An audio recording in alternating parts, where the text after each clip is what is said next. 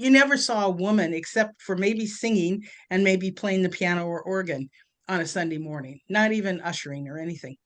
So I this was an issue for me. So when I visited you guys, for instance, up in Bangui, when you were teaching at FATEB, the French Evangelical Seminary there, and Joy was working on her dissertation, and she was finding these things. Welcome to the Eden Podcast, where we true the verse of Genesis 3:16, and we discover that God didn't curse Eve or Adam or limit woman in any way. Welcome to True Talk Tuesday. I'm Bruce C.E. Fleming, Executive Director of the Tru316 Foundation. Our website is tru316.com. That's TRU316.com. And we're the home of the Eden Podcast. Cecilia Crescent is with me today as our special guest host and co-host. And I would like you to introduce our longtime friend, Bev Nyberg. Well, it is such a pleasure to meet you, Dr. Newt Nyberg. And so I am going to just share a little bit about her life. She served as a senior technical advisor for orphaned and vulnerable children globally with the U.S. President's Emergency Plan for AIDS Relief, so short is PEPFAR, at the State Department and Peace Corps in 2005 through 2016. And in fact, Dr. Nyberg has over 50 years of experience working with vulnerable children and their caregivers in multicultural settings, both in the United States and abroad. She has a master's degree in counseling psychology from Trinity Evangelical Divinity School and a doctorate in human and organizational development from the George Washington University, where Dr. Nyberg has also served as adjunct professor. Dr. Nyberg is an independent consultant and has worked with World Vision, Save the Children, World Health Organization, and others. She also serves on the board of Faith to Action, Forgotten Voices International, and others. And it sounds like we could just go on and on and on here.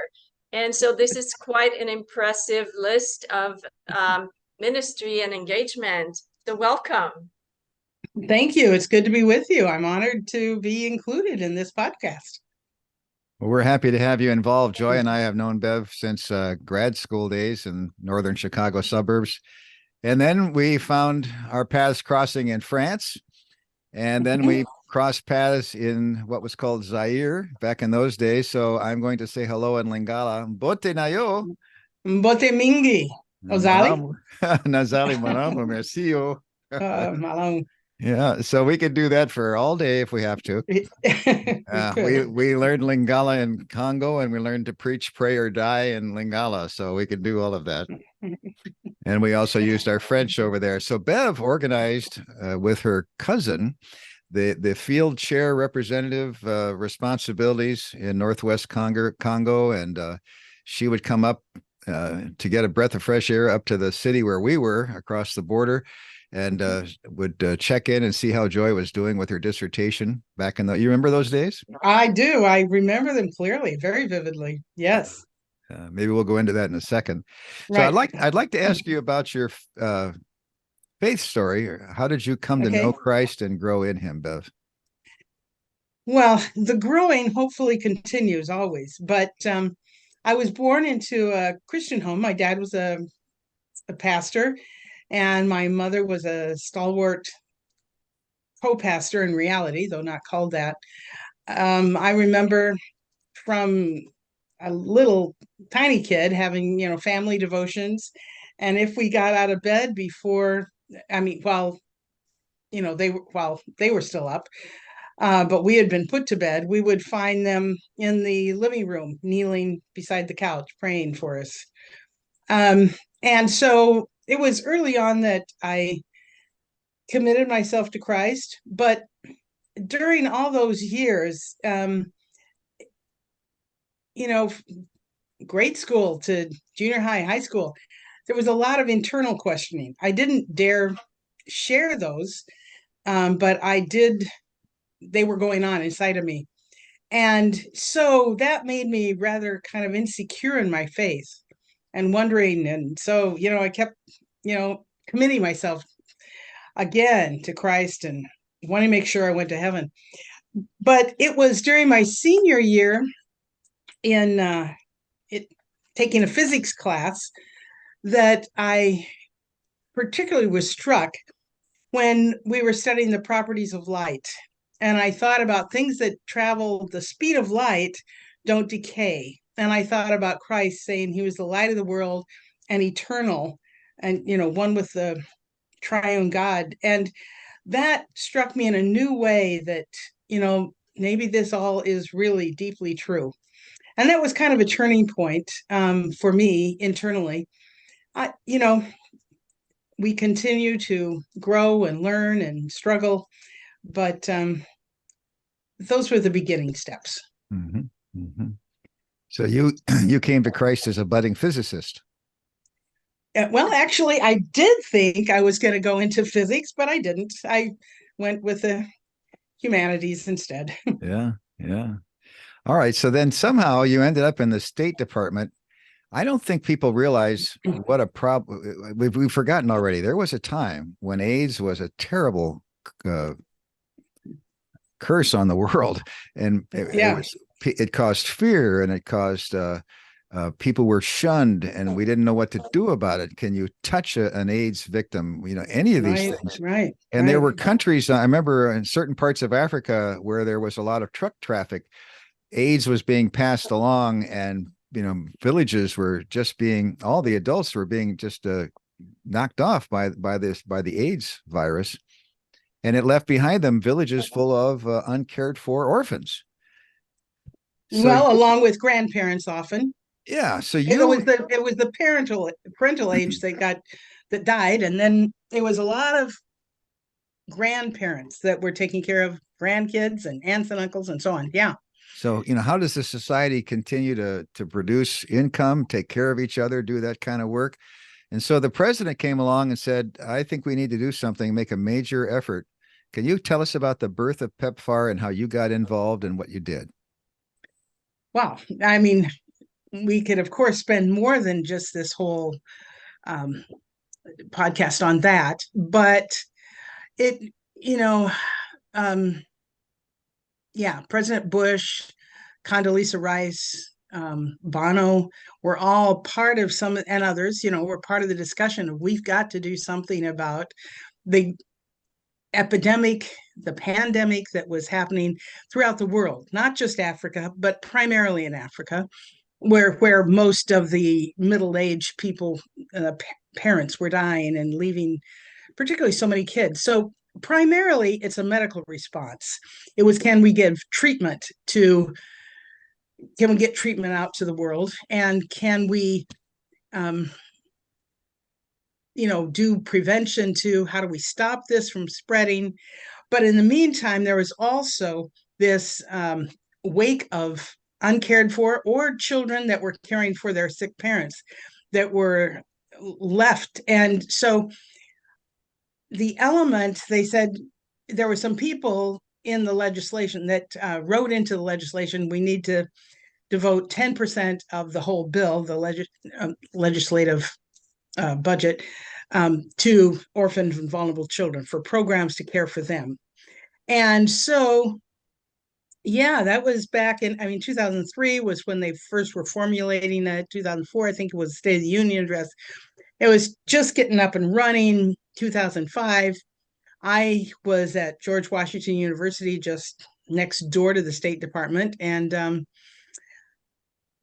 surprisingly, with my experience in Africa, and I'm speaking Lingala really didn't add much, but French probably did a little bit. But having my doctorate from George Washington University helped, and they asked me to come and start the U.S. government program for orphaned and vulnerable children due to HIV/AIDS. And I like starting up things, so I jumped at the chance, but at the same time, it was extremely overwhelming to think that I asked my boss, what am I supposed to do? And she said, figure out the U.S. government response to. So I worked with 7 different agencies. I mean, USAID, CDC, Center for Disease Control, finance, military. Everybody was in on this, and had to come up with guidance and decide how we're going to do this. And you did that. Now, so give me an idea. How many countries were you involved in? Maybe name a couple of them, and tell me how big a budget were you dealing with? So I remember, I think the first year it was 320 million that we had to distribute via. So the way it happened was, the State Department, the Office of Global AIDS Coordinator, distributed to the various agencies, U.S. government agencies, that then, distributed to agencies like World Vision, Compassion, Catholic Relief Services, and et cetera. So, and then they would fund smaller nonprofits in each country that were trying to do the kind of programs that we wanted to have done. We were, oh man, I mean, it was a lot. We're in sub-Saharan Africa, like, 18, 20 countries, at least in sub-Saharan Africa. But then there were just a few in South America, a few in Asia, India and Vietnam and Cambodia, et cetera. And then anyway, it was a global program, but primarily in Africa, because 70 to 80% of the children orphaned and also made vulnerable were in Africa. So that was our primary focus, though not exclusively. Well, thank you for your service, Bev. That's just amazing that and so you did that for 2 years? Yeah, 11. 11 years you did that. Yeah. Now we knew you when you were at BOW. Yeah. At the girls' school. Yeah. And you were involved right on the ground. You knew what it was like to work in the villages, people walking around with bare feet and carrying the firewood on their head and the babies on their back. You knew all that basic stuff. You were there as a missionary. And then later on, you came back to the States and you were involved in some administrative programs. What were you doing there? Well, the Free Church had asked me when I had just coming home on home assignment from Congo at that time, and the Free Church asked me to head up the short-term mission program for the Free Church. That was, back in the the end of the 80s, early 90s, that when short-term programs were getting going. And so I did that. Why did you leave the Free Church mission? Well, so I did that. I headed up the short-term mission program and did that for 6 years. But I thought that was a very successful program, by the way, at the time. Thank you. I did too, actually, at the time. Well, I still do. It's not just at the time. I still do. We were able to start up several different programs. We did ethnographic research programs where they could actually get master's level credit through TEDS, through Trinity Evangelical Divinity School, spend 3 months in a country and do, learning the ethnography of the country, learning about I'm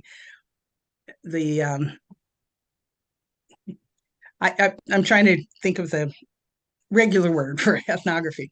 But anyway, studying races, studying the culture, getting to know the people, so you can understand how to do church planning in particular.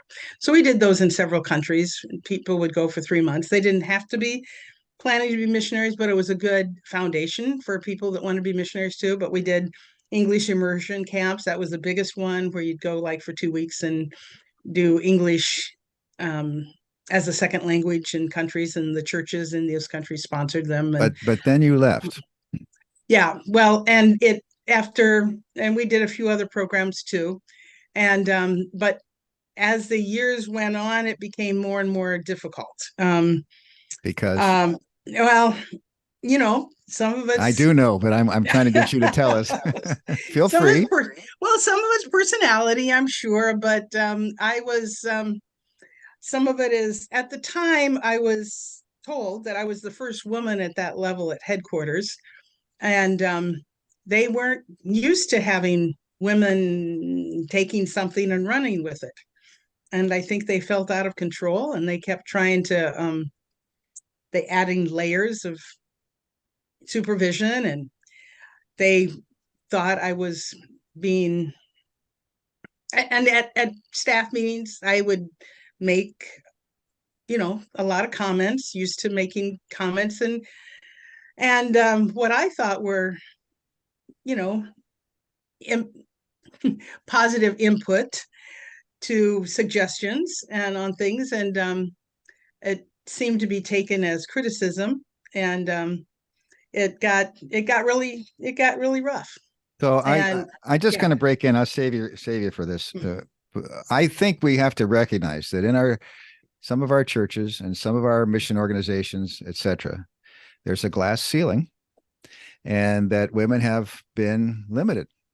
And if one happens to be gifted and gets involved in ministry level, somehow they find a back door and show you the back door. Now, let's see how wise that was.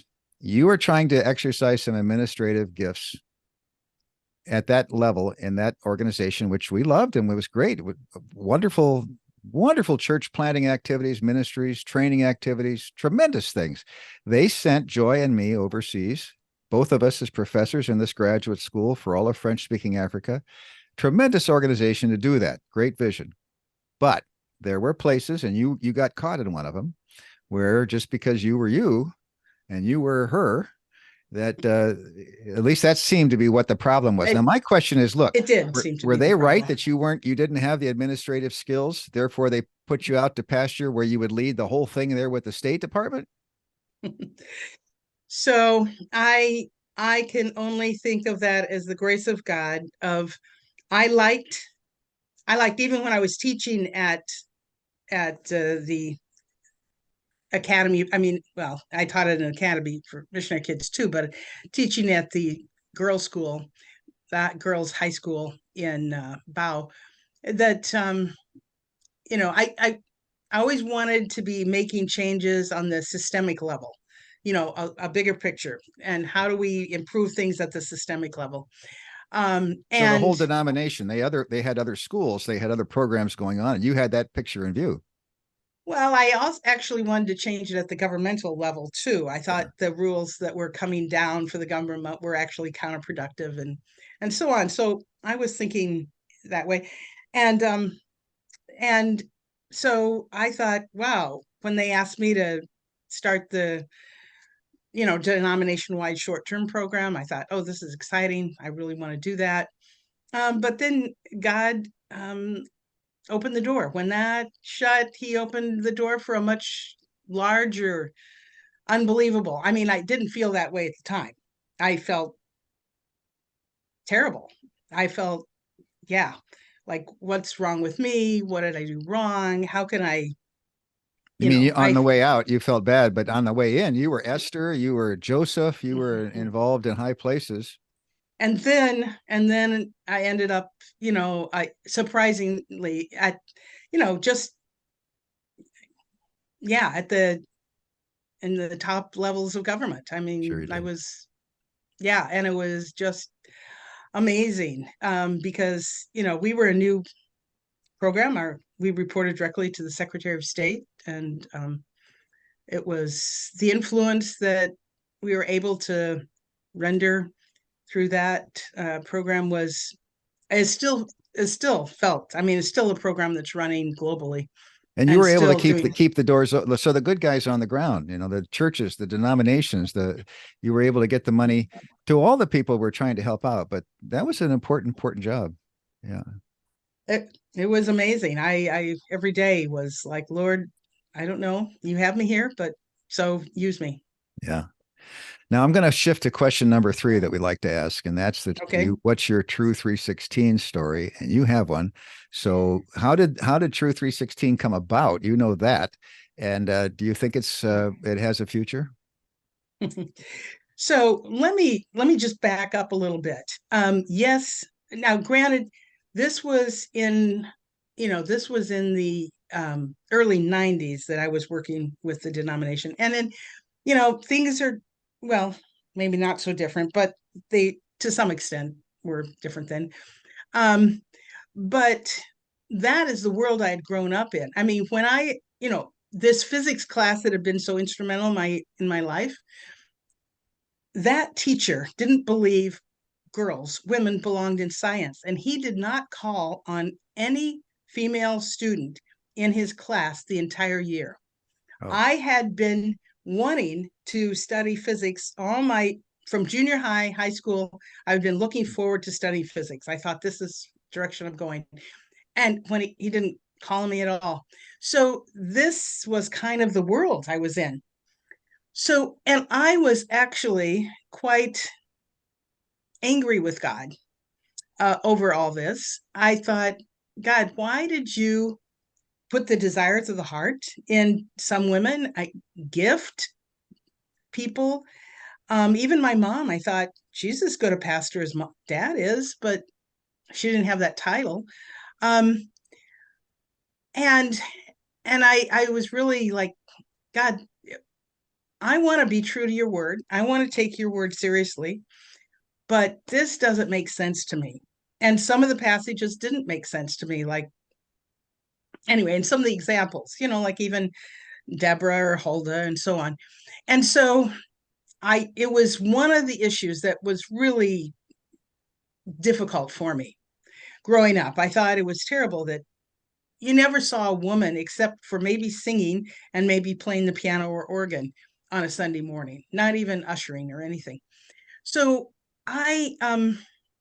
this was an issue for me. So when I visited you guys, for instance, up in Bangui, when you were teaching at FATEB, the French Evangelical Seminary there, and Joy was working on her dissertation, and she was finding these things, and the story of the 316 of no woman isn't cursed, and all these things. I just got excited. I also was like, if this is really true, God, why have you let this other perspective dominate in my lifetime anyway?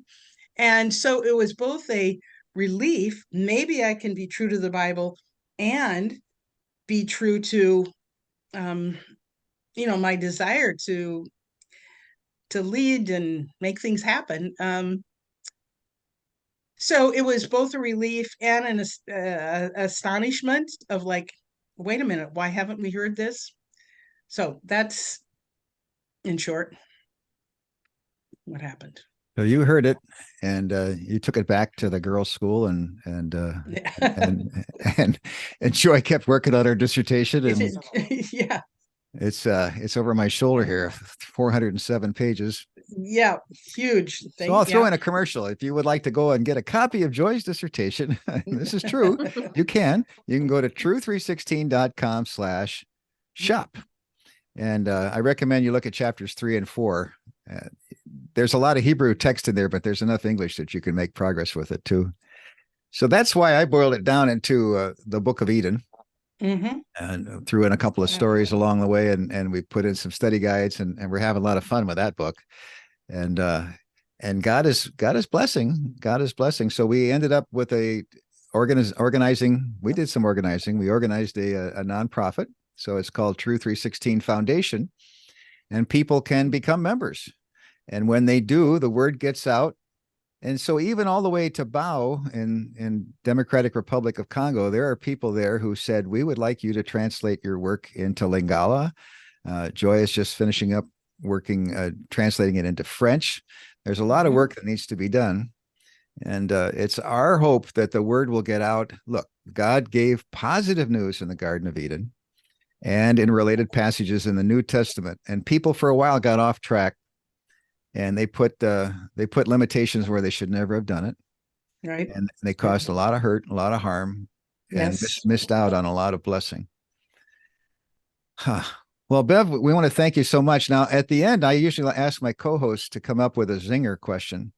So I don't know what Cecilia has in mind, but I'm going to ask Cecilia to take over at this point. All right.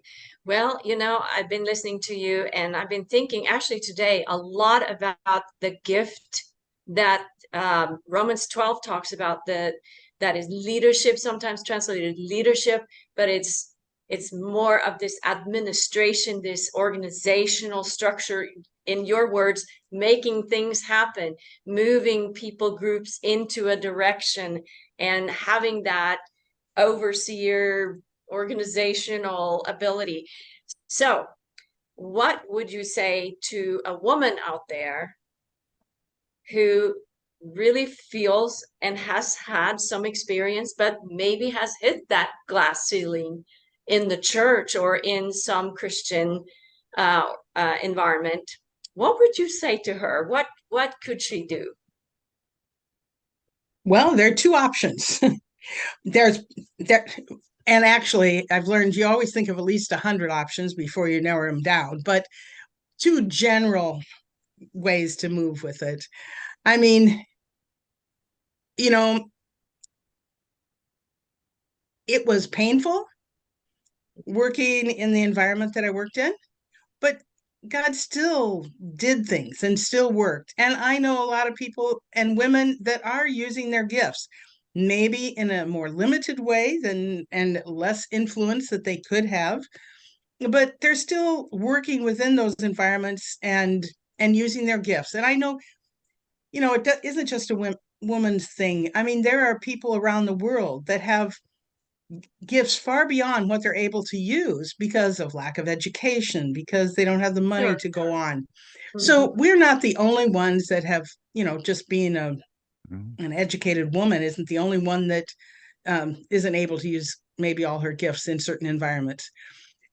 So it's like, yeah, God still uses you, and sometimes he moves us to leave those environments, to be in environments that don't have those glass ceilings.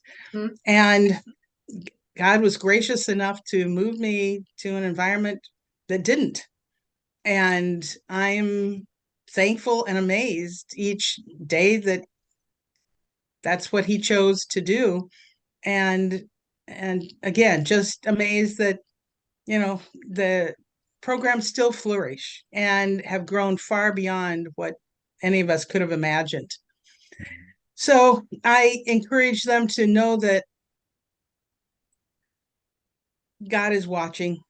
God is for them. And you bet. Yeah. God is for them. Well, on that good note, we'll have to stop for now. And there's much more in Bev's story, and we appreciate all that you've been doing over the years, Bev. And what town are you in right now today? You where? Well, I'm in Washington, D.C., back my old stomping grounds, and actually just connected with some of the people I used to work with, and it's still going strong. And we had a good chance to reminisce on the actual beginnings of the Orphan and Vulnerable Children program for PEPFAR. It was great fun and encouraging to see it continue on. Oh, that's great. And you broke into your schedule just to do this interview with us, so we thank you for that, Bev. I did. We'll let you get back to that. I'm very grateful for this time. So, well, I'm grateful to be able to talk with you all and share this, and hope that some women and men will be encouraged that actually God actually did want us to be serving to our fullest capacities. Absolutely. Thank you. That's right. Okay. Well, you've been listening to Dr. Bev Nyberg, former State Department official and all-around good missionary friend. And we thank you for this time on the Eden Podcast. Tru316 Foundation is the home of the Eden Podcast. Join us for $3.16 a month or more. Let's true the verses on the key passages on women and men. Go to tru316.com/partner.